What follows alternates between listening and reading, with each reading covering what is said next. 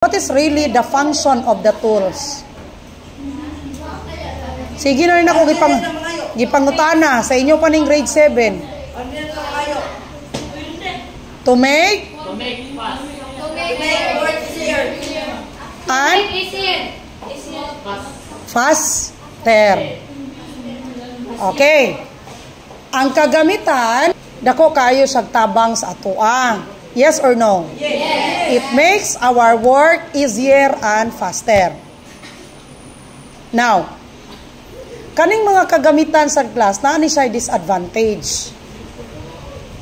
For example, magbaol ka. Magamit tawag mga bunglay. Sa pa? Bara. Kana kayong basic. Oy, unsay mga basic kung magbaol ta? Sundang. Tigib. No? Tigib, magtigib, para asa man ang tigib? Para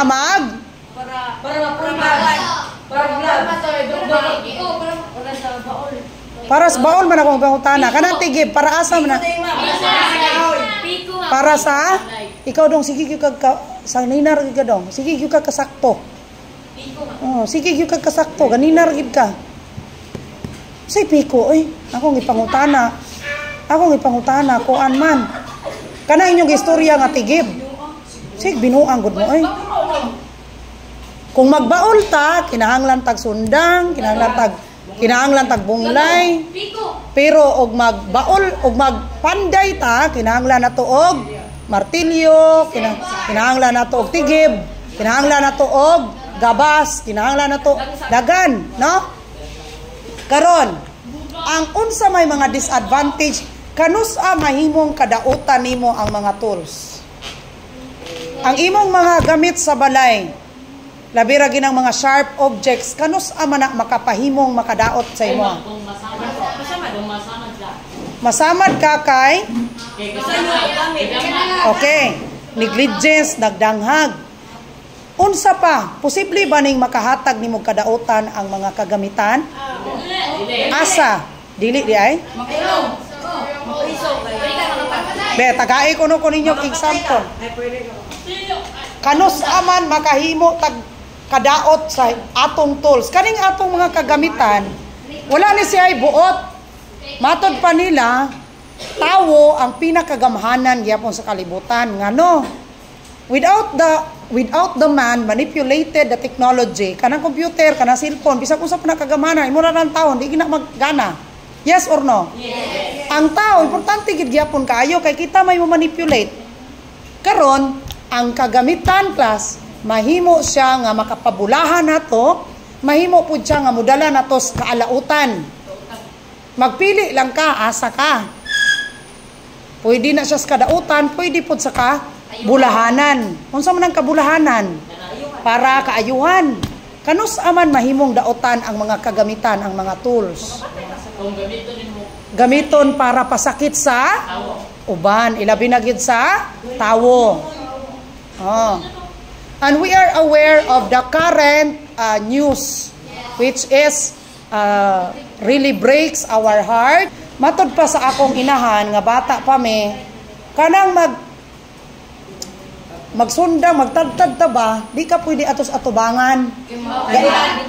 Gatadtad niya, napo ka din na. Mabuhian.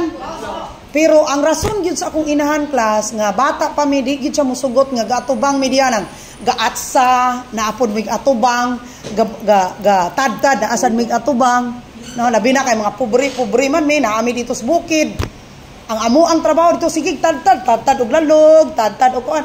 Di gina musugot si mama nga magatubang mi kay ang rason ana dili mahuslo. Ang rason ni mama og mapanulayan ta. Panulayan ba?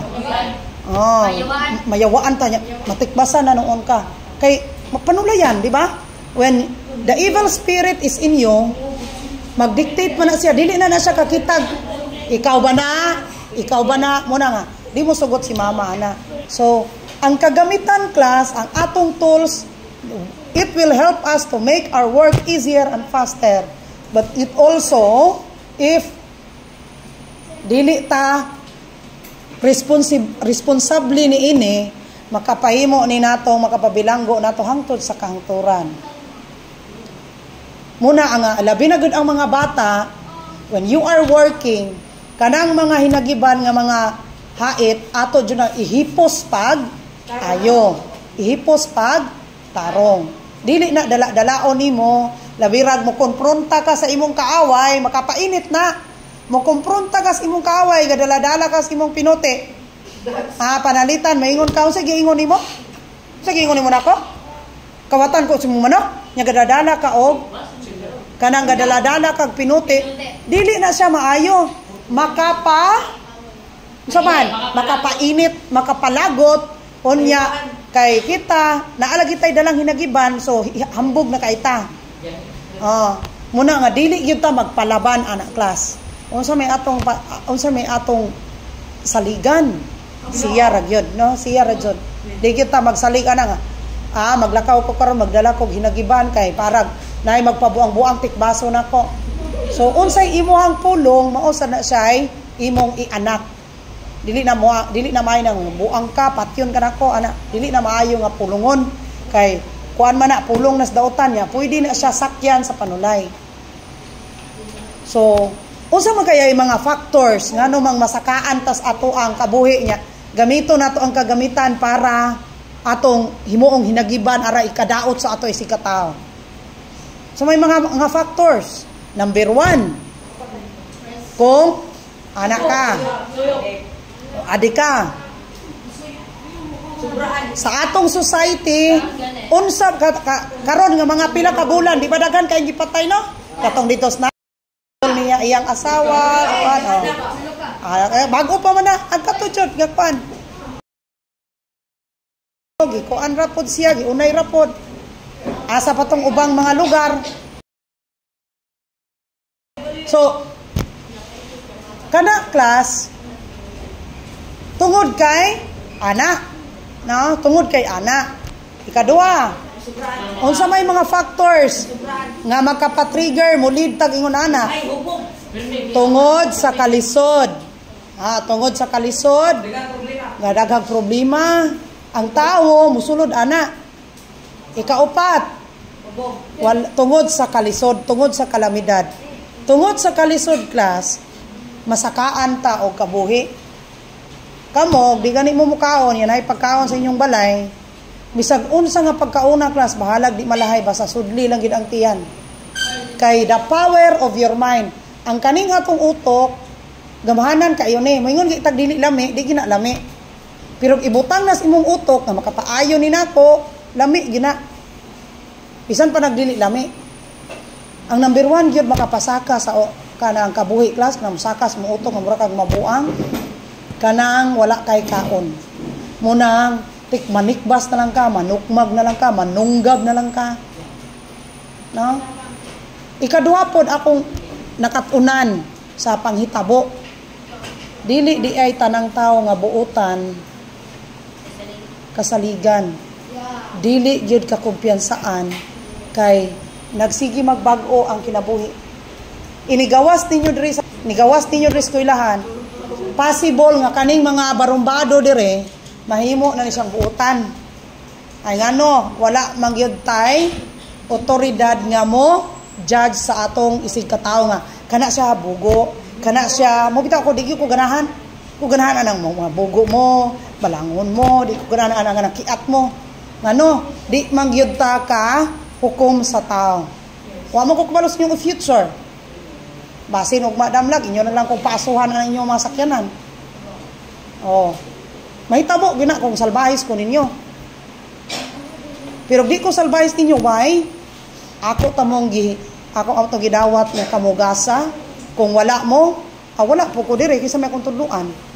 Ngunang di gyud ko magkuan sa inyo, di gyud ko ingo nga kana masuko maayo nga anang halag yung panguan ninyo.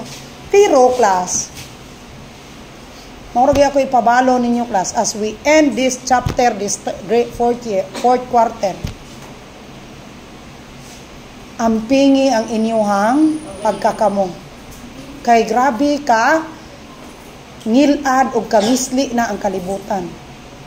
Danlog, dali ra kaayo jud ta madala. Nganong naa may taong ingon ana nga malisuan og utok.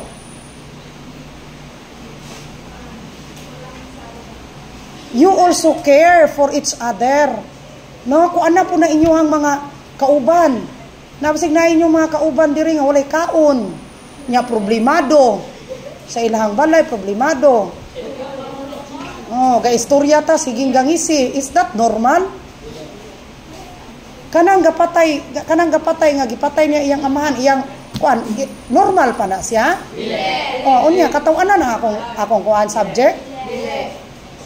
Is this related to the subject? Dili na ni related? Kani mga tools akong giingon ninyo? Ingon mo dili. Kanus amo ko na ingon, kanus amo ko na klase dring dili related. Kailan naman mo anang mga tools, kailan mo anang mga tigib, kabila mo para asa na, kailan mo kung say mitrosan. Ang problema, ang paggamit, dili ta responsable. Nganong gamiton man nato na sa kadautan, aron ilhon nga kita hambog. Posible ba na ha? Wala. Number 2, gahi kaayo og ulo. Dili ta ka judge niya, kikinsa man ta. Usapon nga makapatrigger na to, class, nga mapunta tas daotang dalan, kanang pagkagahi na tong ulo. Di ta mo tawad og ginikanan. Wa may moingon ginikanan, pagsuyop dito dong. Dahil human dong, dunggaba ko dong. Wala giingon ana. Ayaw kaon dong, aron malisuan ka dong, aron kamatay ka dong. Wala giingon ana. Bisag kinsa nga ginikanan. Ang ginikanan mo, istorya ra ana, aw dili na ka makamahay nako. Kay ingon kog ayaw lakaw kay makadaot na nimo. Ayaw gahi og ulo kay makadaot na nimo. Parihara na sa anunugba. Kabalo mo itong anunugba? Story na, bata pa na nga story kanang amua pa na nga time nga kanang bata pa na. Ang kanang naay say anunugba ba? So ang iyang inahan busy ga trabaho, busy. Pero ang iyang inahan wala na wad-an og pagtagad sa iyang anak. So busy silang pangitag panginabuhian. Kunya ang katong bata niya, katong anunugba nga bata, nadula siya sa kalayo sa kanang lamparahan. Ngayon ang inahan ayaw og paduol din ha. Sige siya lupad-lupad ito. Lingaw kay siya lupad-lupad. Kay makadaot nasunog ka. Suspekti mo yung lipayan niyan. Gahi magid kay isang ulo. Pirti jud niyang gahi ang ulo kay malipay lagi siya, di ba?